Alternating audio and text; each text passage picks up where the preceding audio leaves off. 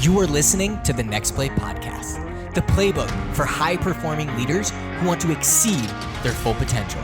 From walking on the Ole Miss football team at 5'7", 150 pounds and earning a full D1 scholarship, to coaching thousands around the world and working with massive organizations like IBM.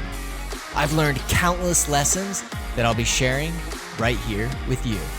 Join me as I interview some of the most successful people so you too can learn how to focus on always moving forward by deciding, planning, and executing on the next play relentlessly.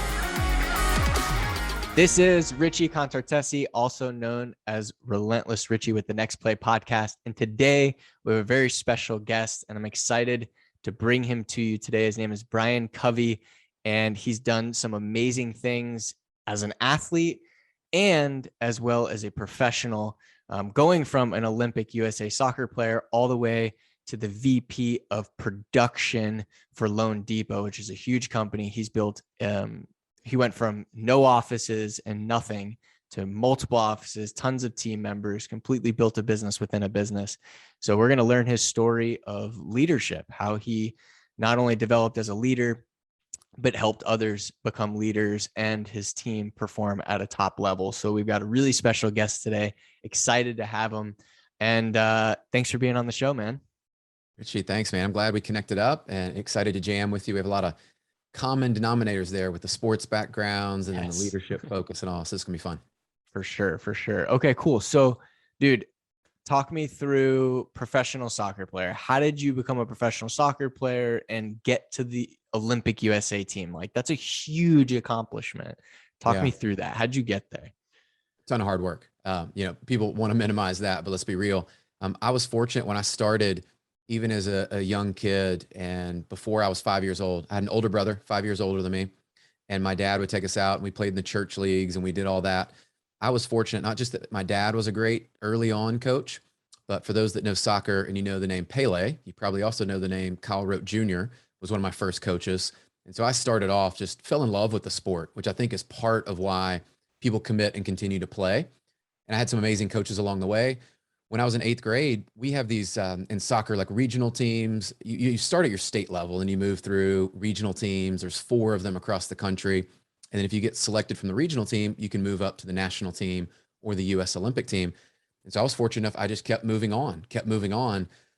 And it gets lonely, right? Like, it's one of those things, you go with your early on your team, and then a few people get selected from that team, and then even fewer get selected to that next level.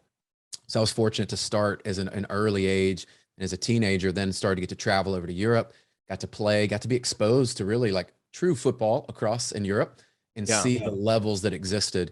And so I attribute a lot of that, man, as just great coaches, people that invested in me and spent time.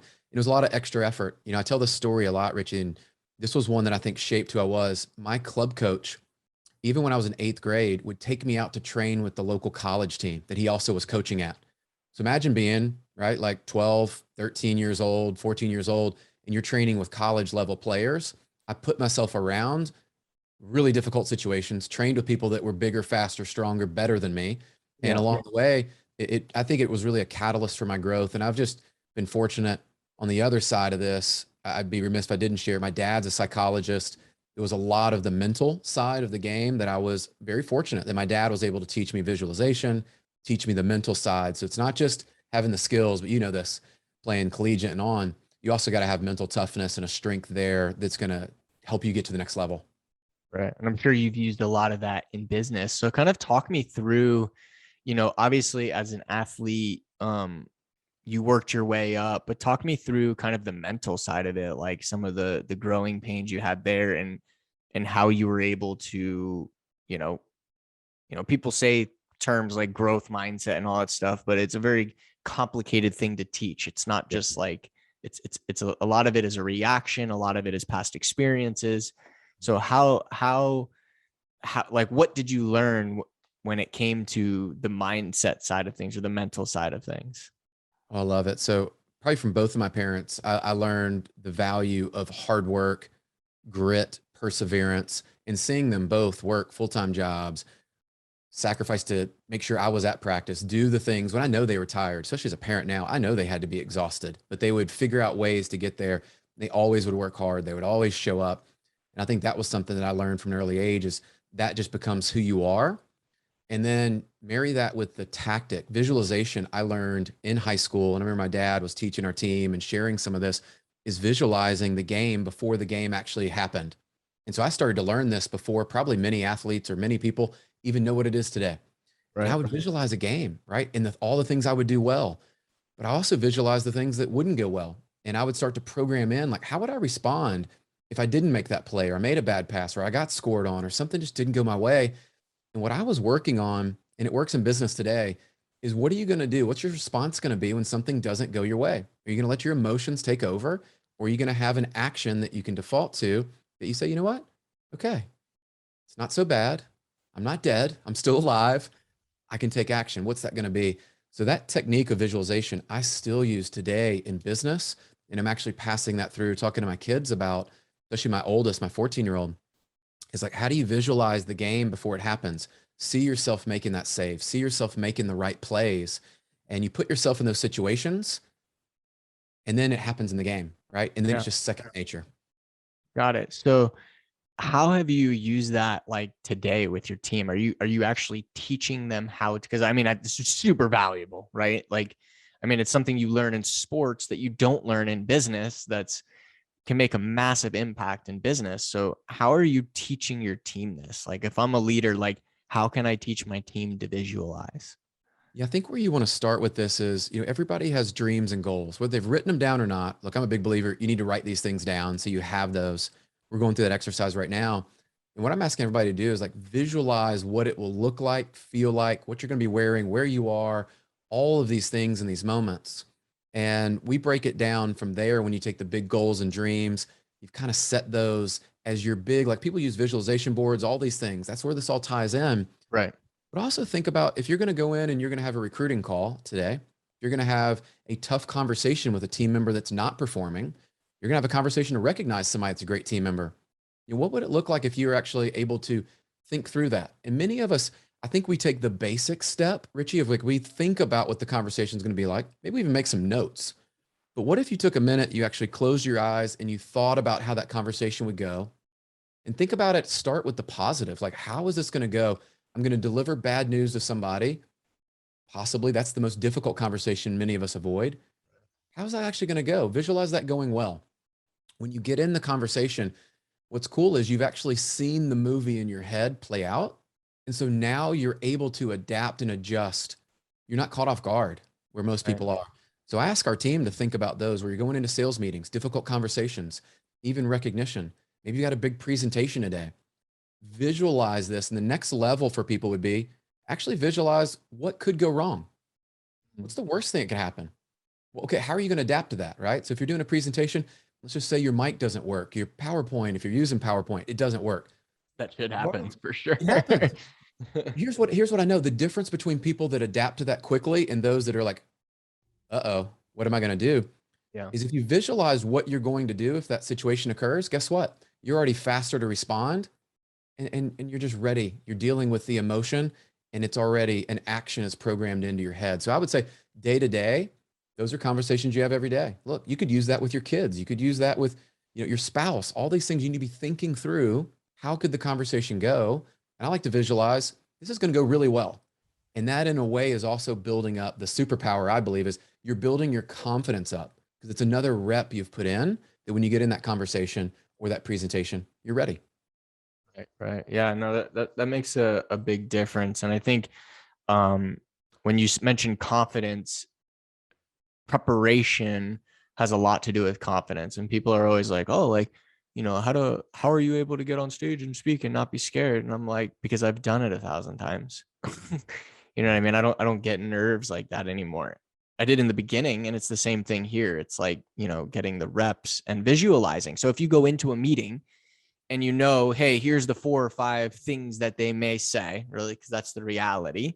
That's right. And I know how I'm going to handle that. You're going to go into the meeting more confident. Your body language is going to be different.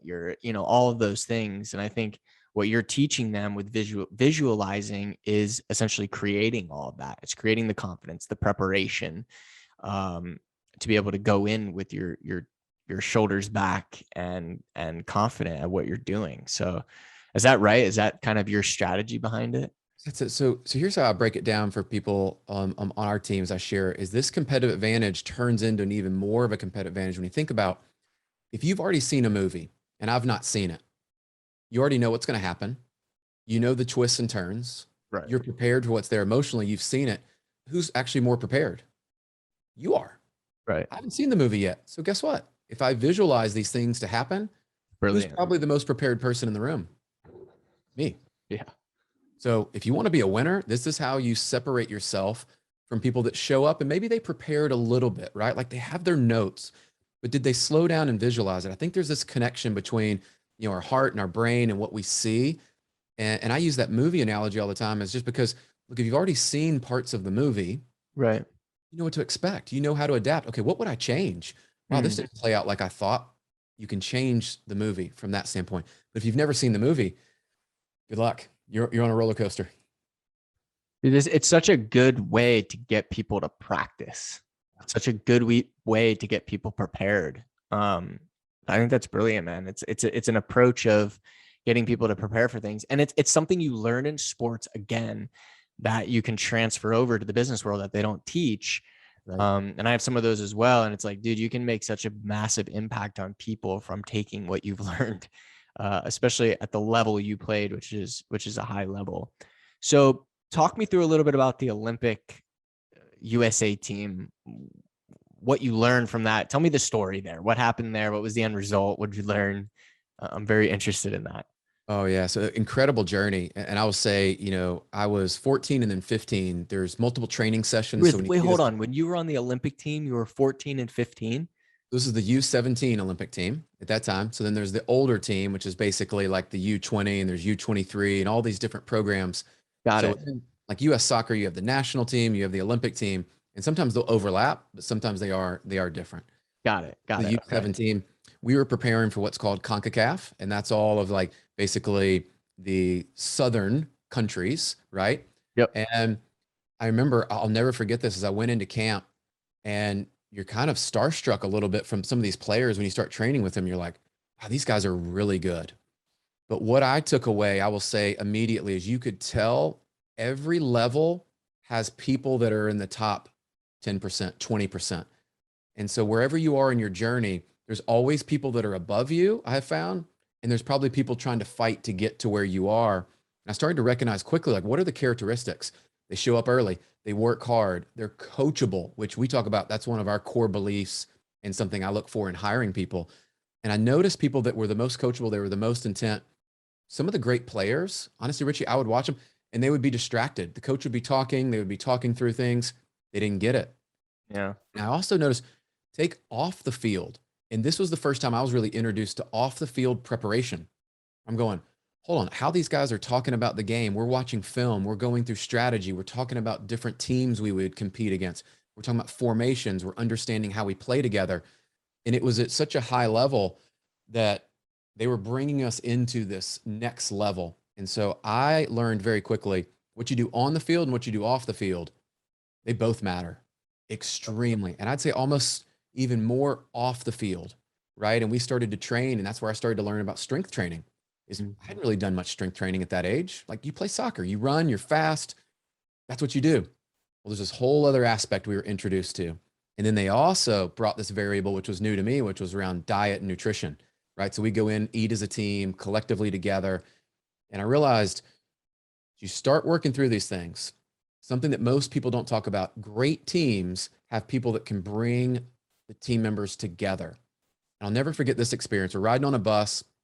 We're over in Europe and we're going to train. And the coach came to me and said, hey, Brian, you're going to be captain today. I want you to get around the bus, find out 2 interesting things about everybody on the team. I want you to memorize their names. Now, mind you, we'd all just gotten off a plane. This squad, this team that was together, most of us just met. Yeah. Memorize their name. Tell me 2 interesting facts about them. You're going to stand up and give a presentation and tell everybody about that. Well, there's some leadership training, like immediately as a teenager going, crap, this stuff matters a lot. Right. And what I realized, the last piece to all this is sometimes the most talented players weren't the ones the coaches wanted on the team. They were looking for a cohesive team that had the talent, had the skill, had the mindset, all those things together. But how'd you get along with other people? Because it mattered.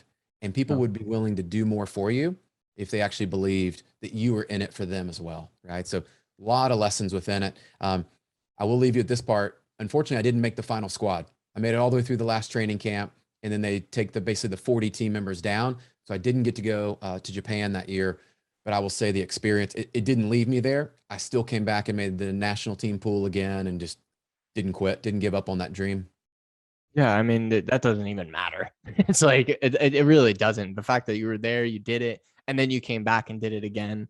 But I think the biggest lesson is like, dude, like what you've learned from that, and now how you're using it in your life to get where you are today.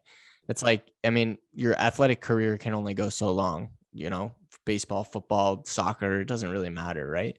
But if you can take what you've learned from that and apply it something that you can do for a lifetime, or you can do to influence other people to so that they can have a great life. And I think that's what you're doing today. And that's really cool, man, because you can't do that as an athlete, except for if you're an influencer and you pretend and motivate people over Instagram, which is Right. a bunch of BS.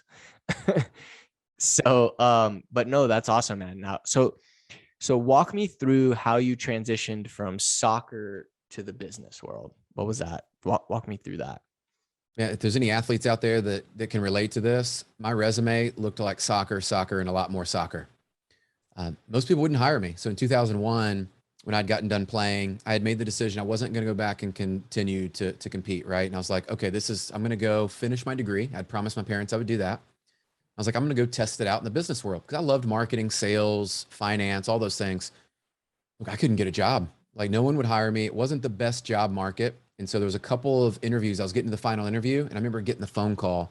And it was so just like defeating when they go, we have a hiring freeze. Or they would tell you, hey, you're just not qualified. You're not who we're looking for. Okay. Well, I'd faced rejection, right? I've been cut from teams. So I'm like, okay. I'm just going to keep interviewing and applying. So as I go through all of that, it actually ends up a career fair one day. And they brought all the student athletes in, and all of us, they're like, we're going to have this career fair for student athletes. These companies have identified they love to hire entry level. They love athletes because of their coachability, their mindset. They work hard, they're competitive, all that. I was like, cool, that's me. So I show up and I'm going around, and I remember finding this one finance company. And what really for me was the entry point was they said, we're going to train you. The harder you work, we pay commissions on top. So I'm like, cool. If I work hard, you pay me more. Okay. Kind of like sports. Like Yeah. I'm down with that. Yeah. But more importantly, they had a training program. And that's what they really sold me on was, hey, Brian, like we're looking for people like you. We've proven that these athletes that we've hired have been successful, the most successful in our firm. We'll train you. I was like, cool. So I get there, right? And then I find out, wow, this is a lot of cold calling. I'm basically an administrative assistant. Like I'm learning about credit, income, assets, loans, all of this stuff. And I am so thankful for that because that taught me not just one, how to get into the business world, but two, like to build a career in my own personal finances. So I started doing that. And then Richie, I made the transition about a year and a half in. We did some debt consolidation loans like mortgages, and you bring all your credit cards, auto loans and all that, Yeah. put it in one loan, debt consolidation. I fell in love with mortgages, and my friends were buying houses. My wife and I were looking to buy a house, and the process was all jacked up. Everybody that was in the business was over 50 years old, and it was just overwhelming. Like, how do you buy a house? Like, how do you get a loan? Like, who qualifies? And I was like, you know what? I love finance. I love people.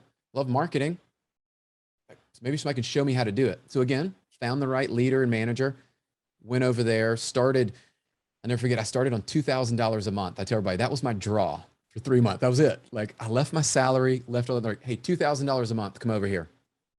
And I remember telling my wife, and she's a nurse, an ICU nurse at the time. I'm like, let's figure out the budget. How do we make this work? Cause I'm betting on myself. I think I can make this and make it huge.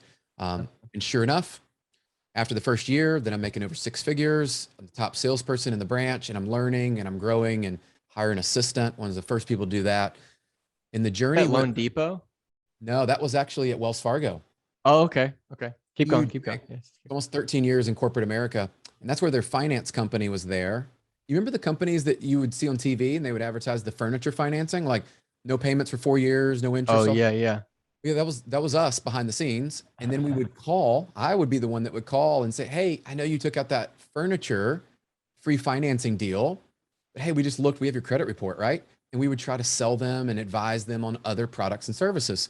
So I learned sales, all of that at an early age. That was And the purpose of the loan, to get people good leads and with good credit scores that was the to get magnet. other loans. That was it. That was the magnet to pull in, because at Interesting. that point, imagine we have all of your debt, we have all of your credit scores, we know what you qualify for, and then you built relationships. So Is that when you would get mortgages and car loans and all that? Gotcha. all of Okay. it. Yeah. Interesting model. So I tell everybody, I think what's important for anybody in business is what's cool about that experience is, yeah, I started, and I didn't really know what I was doing, but I learned so much foundationally about how does credit work, so I can educate and train and teach people that. How does managing your finances and all of that work as well? Debt consolidation for many people, that's still a struggle for them, of like, how do they manage their monthly debts with income? So fast forward, man, I loved being a top salesperson. That was a driver for me. But there was a switch for me that I remember. I started to build out my team, and they said, "Hey, become a sales manager, branch manager, et cetera, et cetera." I think it was the sports days, man, being a coach and all of those things. I was like, well, if I can do this for me, like, could I build out teams? And that was really the catalyst for me deciding to go into more of a leadership role and figure out, how do I train this? And in our industry, there was no one my age, like under 30, that even thought about it. Again, everybody was over 50, pretty much. And so I Wow. thought, well, I'm going to be the one that disrupts this place and changes it. So at Wells Fargo, you were the youngest one. I was probably one of three, I would say. We were part of this accelerated development program that were under 30. And it Oh, was wow. future Okay. leaders. Yeah, it And was. then you were going to be in a leadership role. So how did you get into the leadership? Did you end up getting into the leadership role? I did. And it was really one of those where people start to see that in you. And in corporate America, it's very different, because they, in a way, almost program you. My brain was programmed on, you always had to get promoted every few years, right? Like No. that's what success looked like.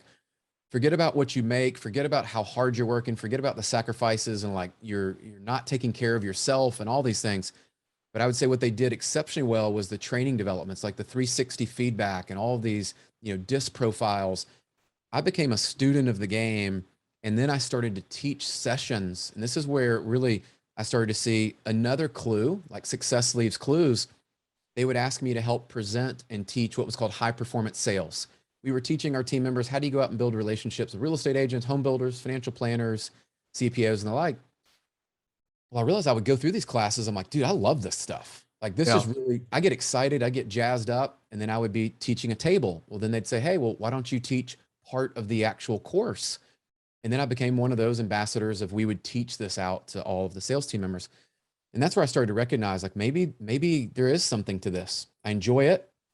They're telling me some form of feedback. They're saying you're good at this on some level, Yeah. but I recognize I need to get better. And that's where my journey really started to take shape. Was I started to get mentors around me and start to intentionally go on my journey of personal development.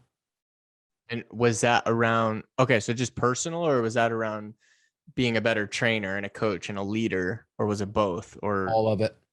I would say it was one where I recognized, and it was really through some failures of, I went and applied for a job that was above where I was. I didn't get it. I go to this panel interview, almost like, remember the show The Apprentice, and you're around yeah. the table, they're like grilling you. Well, I didn't get the role. Someone else, more experienced, more qualified, got it. But guess what I did get? A mentor from the panel. Someone reached out, and they were kind enough, and he said, hey, I thought you did really well. Here's some areas I noticed that you need to improve on, so the next time that you have an opportunity, you're ready. Sign me up, coach, right? Like, sign me Yeah. up. Yeah. And I think that was a catalyst today. So for any leaders listening, I think that's the point, is find that younger talent or people, regardless of their age, that want to grow. And I think what they saw in me was like a hunger and a desire. I just didn't have the Yeah. skills yet. I wasn't You, there. you just what?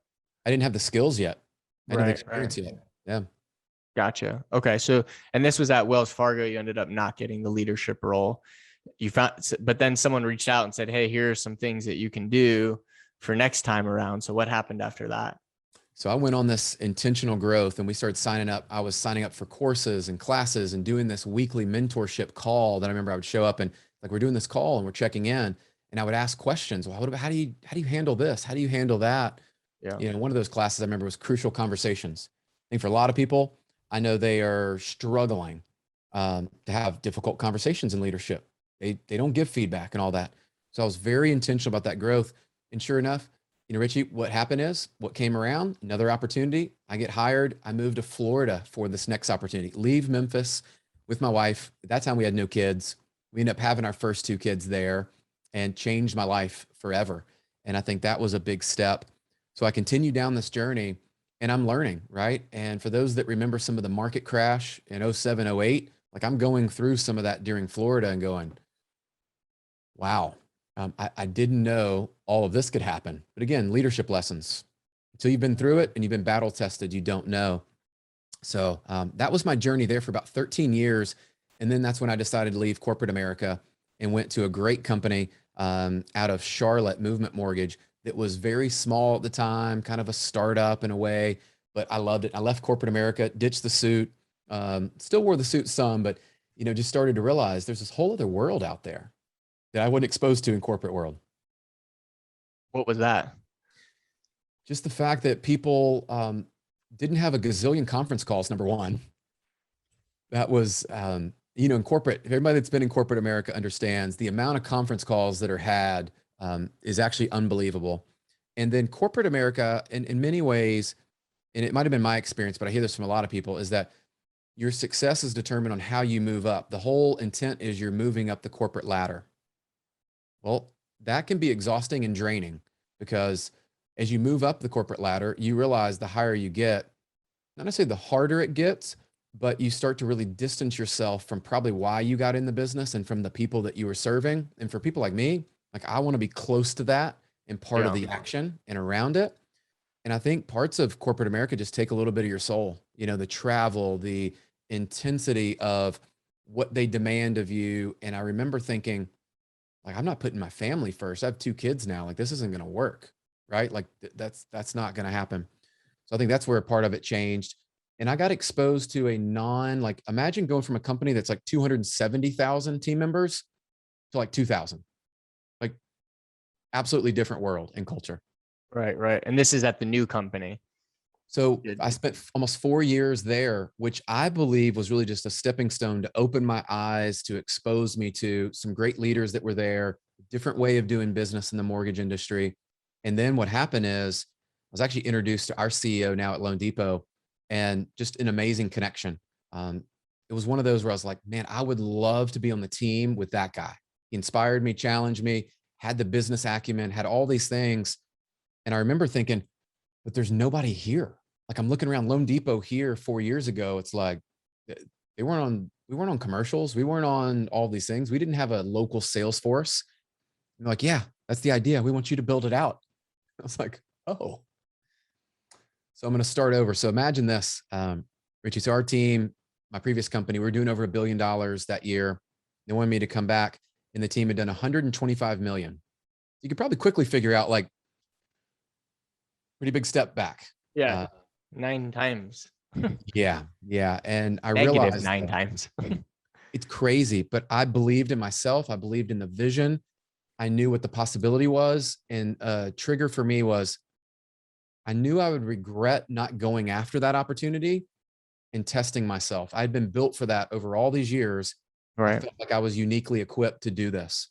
And what they said they were looking for, I felt like I fit the bill, from sports to working corporate America to working at a smaller company to now this opportunity.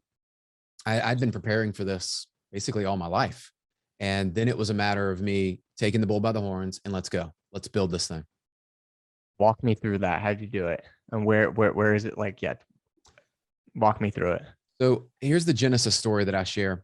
When it came in, one of my good friends now, like Chad was here. We had one of my other good friends, Tyler, and they're in Nashville and Huntsville at the time. We have 2 leaders.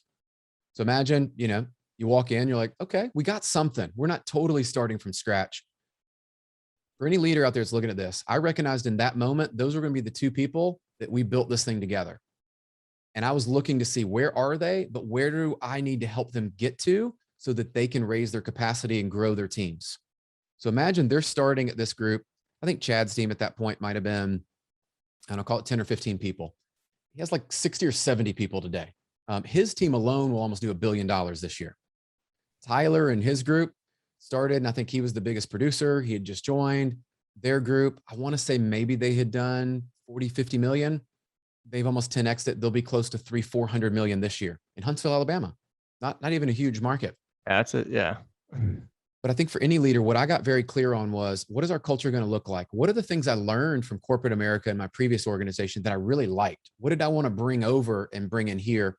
What did I not like that I'm like, you know what, we're not going to do this? And we did everything from ride-alongs to how do we spend time together? And what I found is you start building the culture with those people that are the early adopters, that they're there with you. And everybody that was hired, Richie, one of our processes was any new leader that we brought on had to pass the litmus test of talking to those leaders, because we knew what we wanted. I was spending time with them. I didn't have other generals out in the battlefield, right? Like it's me, and these two guys. Right. But what I think we got right, and as I look back, my experience told me any leaders that come on are now going to be a reflection of us. And throughout that, I'll say we missed the mark on 2. Like it just happens. We missed the mark, but we're up to 20 leaders now on our team. So start at 2 and we're at 20. And the business has grown from 245 million, my first full year here, to this year, almost 4 years into it, we'll do $2.4 billion. We now have over 20 leaders. We've got over 140 sales team members. We started right at 20. How many? We've got over 140 sales team members. Got it. So the 20 are like basically like sales managers, and then everybody underneath They're it. loan officers. It's probably the loan consultants, what people call they're the ones that actually originate the loans, work with the customer, and all of that.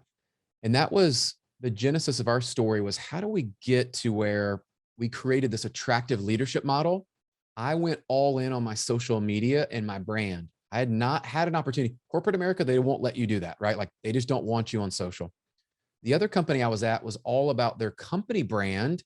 And then your personal brand was kind of like lost beneath it. And I wanted to invert that pyramid. And I believed it was all about people work with people. If you can see who I am as a leader, you like me, you like what I'm sharing, you want to be part of a team that's fast paced, that's going to challenge you, help you learn and grow, help you build out yourself personally and grow your team.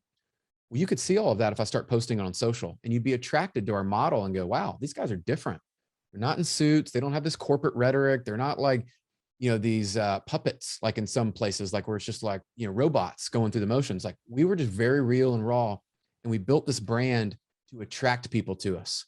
And I would say we got everybody bought in on that, and had some phenomenal partners with us. Look, we were just one win away. And every time we'd bring a new leader on, we'd bring them into that family culture, and we would just start to build and grow from there. And so I'd say that was kind of the process we went through. I recognized my job was to help everybody around me be successful by helping them recruit other team members in, because the more quality people we had, the more the brand grew, the recognition, look, their personal income grew. If you're a manager and I can help you recruit quality people, you're going to love me, right? Like that was my job.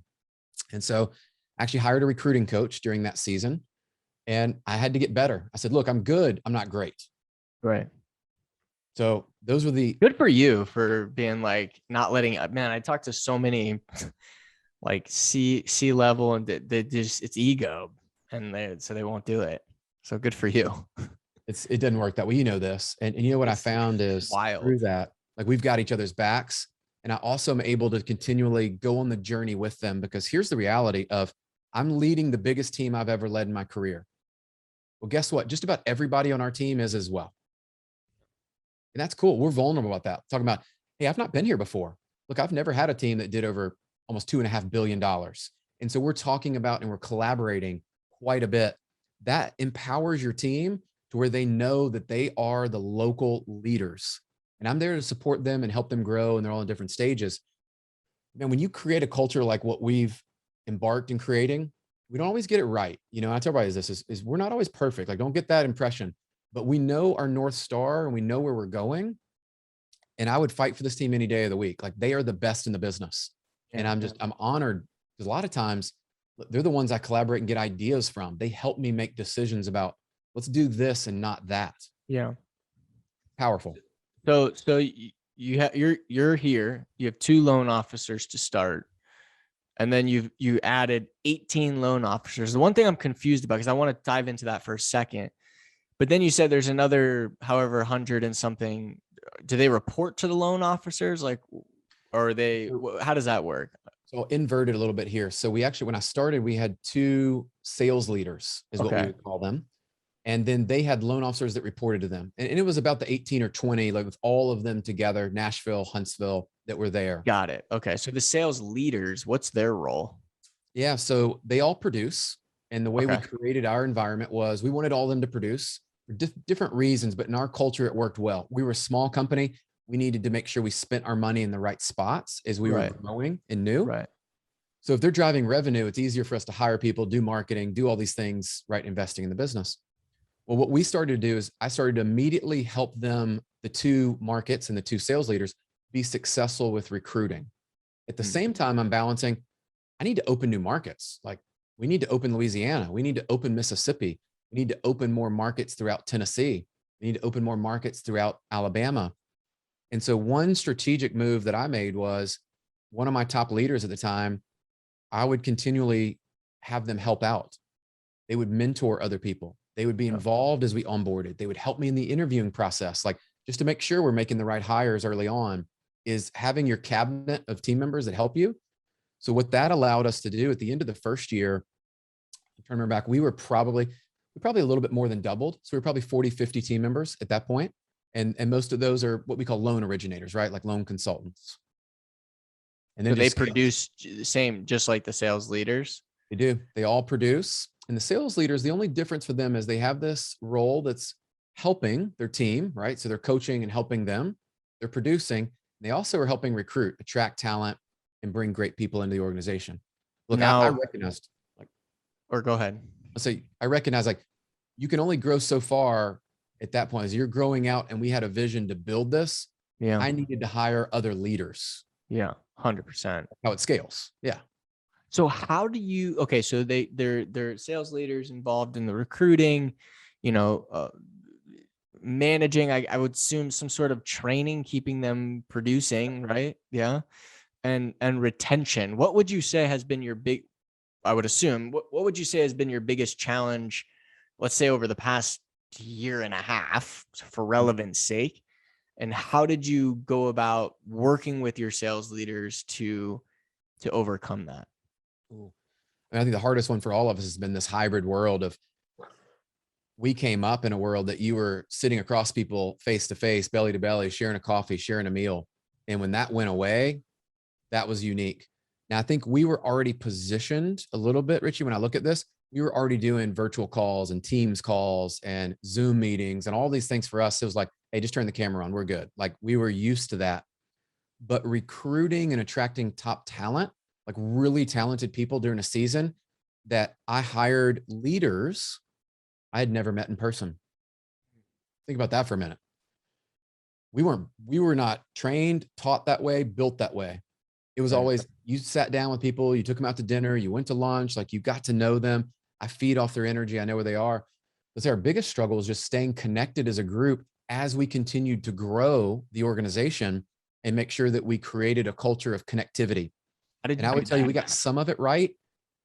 And some of it, I look at the turnover we've had this year, it's a direct result of the fact that we had built a culture that was very connected and family-like, and people were together. But when you're not together, man, it's easy to look back and say, oh, I wish I would have done this or done that. I think it was just a difficult season in some of those respects, and that we didn't get as connected as we used to in person, right? But I think we did what we could during what we thought we had to do. And right, you're adapting. We still grew. Like, I mean, I look at where we were and the amount of business we're doing, the amount of quality people we brought in, it's there. But the one area I'd say is like retention had always been a strong suit for us. And there were some team members that we lost this year that I directly, it's not performance or things there. They just weren't connected to the organization or the people anymore. Got it. So what have you as a leader tried to do to combat that, to create that connection? I'm on the road already, back again. Like, hey, reaching out to our executives and like, I need to be back on the road. So I've already pulled in our leadership team. We're already doing these road shows. We're already pulling people back together.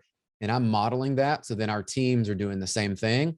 I'm like, you can't wait for this, right? Like, regardless of where you are politically or mass vaccinated, all this stuff together. I'm like, guys, create an environment that people feel safe, that they want to attend, and set it up. If they need to be 6 feet, 10 feet, 12 feet apart, it doesn't matter. Get in a room together, and you need that energy. And if people are willing, like we went out and did Top Golf, phenomenal, right? Like they picked it, they got to do it. And those are the things that you cannot discount as a leader that connects your team. And the feedback was, when are we doing this again? Can we do this again? This was incredible. Yeah, this is incredible. And we are going to do it again in January. And so I'm traveling again this week into Louisiana. But what I shared with them was, as incredible as this is, how often are you doing this with your team? Because the local unit's going to matter. As our teams continue to grow and now we have all these team members, we need to keep it feeling very small. And so what I challenge them all, what are you doing every week to build that team? When you bring on new hires, we've changed our format a little bit, and we're starting to bring them in to more early on, connecting them with people outside their market as well. There's always opportunity for growth in this. There's lessons within it. And so that's what I'm doing to combat it right away, and making sure that I'm connecting with them. The other thing we were doing, but I'm doing it a little bit more of a hyper level, is make sure social media allows us to connect with people when they join and to feel like we're part of their lives. So everybody that joins, we created a Facebook group, we invite them in, and we share everything from business, industry stuff to personal stuff, team events going on. What I'm trying to do is build a tribe and a community that everybody's plugged in and they feel valued, they feel heard, and they feel like they're part of something bigger than themselves. That's the community we're building. Got it. And I love some of the things. Thank you for sharing some of the things you're doing. I think Facebook group, and a lot of people are getting their own apps and their own private groups and stuff. But that's, to me, that is a great way to keep people connected. And Facebook specifically, because some of those other platforms like Twitter and stuff just bring the worst out of people. So, but no, when you have a private group like that and you keep people connected, I think it makes a big difference. And retention among many other things. So, listen, man, this is really valuable, and I appreciate the nuggets that you're sharing. What would you say in growing this company? You've done something exceptional that very few people are able to do in scaling. What would you say if you were to give someone advice on who's in a position where they're growing, but they want to get to the next level as a leader? What would be something that you would share? Oh, that's a good one. I'll give you three things. So I like my pastor always talks in like bullets of three. One that I have learned, and for all leaders, hear me on this, is your capacity, your ability to consistently learn and grow is going to be the ceiling at which you can grow and scale, and people are going to want to work on your team. And if you're at a level 7 or a level 6 and you're not aware of the areas you need to improve, and you're not taking action to improve those, you will not be able to lead the team of the future. And what I mean by that is, the Brian of 5 years ago could not lead the team the way that I lead the team today. So guess what? 5 years from now, as big as we want to grow this out to be, there are things I need to do and be intentional about my growth so that I can serve the team and I can be the best leader for them, right? So I'd say that's number one. Number two is hire a coach. Regardless of your previous experience or what you have there, hire the right coach that is going to provide, I believe, some of that accountability, some of that insight. They're going to help you with some of your blind spots you're not aware of. They're going to help you with framework to how to become a better leader. And it's going to be somebody in a safe setting that you can talk about things that you're going through and get real advice. So hire the right coach, not just any coach. I would add that. And the third is, I think for all of us over the past couple of years, we've realized how important our family is, how important our health is, how important just doing things that are not business related. And any great leader, and I've found in my own journey, when I'm taking care of things in my finances, my faith, my family, all of these things that a lot of times not talked about, there are a direct correlation, and they spill over into who we are as a leader. You can't separate who you are, I believe, as a parent, as a, leader, as a coach, all these things. You're one person. And so treat yourself that way. And as you start to look at how you grow yourself, be very intentional about all the areas of your life, because I believe that's somewhere that was overlooked. And we need to bring that back to the forefront of who you are, and how you're growing in those areas is going to be a direct reflection of who you are. It's also going to be who you attract into your life. And so those would be the three that I would share today that anybody can take action on, regardless of where you are. We all can improve, and you need a written plan around all of those to figure out how you're going to move the ball down the field. So well said. So my last question is, what's your next play? What's your next play moving forward for 2022? So I'm going huge. I wrote out with my coach 3 very, what I would say, passionate areas of my life, right? So I've got my Loan Depot growth, what we're doing with our company and things that are there. I'm releasing my second book, which is a big second play for me that I'm super excited about how that's going to correlate into speaking and other things that, again, just help me grow as a leader, as a parent, as a spouse, all of that. And then the last one is, I've learned a lot about business, and I'm starting to scale out this more legacy play for me. And that, what am I going to be able to leave to my kids? What are the lessons? What are the businesses that I'm investing in now that will be able to transcend beyond Brian and be something that make an impact in the communities, but also set my family up for generations, that they have got something they're proud of, and that we've made some strategic investments in our legacy and who we are as a family. Awesome, man. Love it. What is, if someone wants to contact you, what's the best way? I'm on the IG. I love that somebody took Brian Covey. They actually tried to sell me that, by the way. I didn't bite. So They tried to send you the handle? They did. They're like, we're going to sell you the handle. I go, you know what? And it was open on all the platforms. So we did the Brian Covey. That's how it landed there. And so I'm on Instagram. Check out our website. We're revamping it now, but it's just www.briancovey.com. And either one of those, would love to connect up. I do spend some time on LinkedIn. You'll probably see me over there sharing career advice, leadership, a lot of the conversation today. I'm pretty active on that platform because I think it's a nice forum for all of us as leaders looking to learn and grow. Simple. Brian Covey, Covey. So connect with him. He provides a lot of value. LinkedIn, Instagram, or you can connect with him on his website. So appreciate you being here and everything you shared. It means a lot. So I appreciate it. It's been awesome. Appreciate what you're doing, and common mission here, helping leaders just continually raise their capacity and improve to serve others. 100%. Awesome, man. Thank you. Thank you for listening to this episode of the Next Play podcast. If you liked the show, make sure to leave us a review. For more resources, visit relentlessuniversity.com or download the free Relentless University app. And if you're interested in having me speak at your next event, visit relentlessrichie.com. Until next time.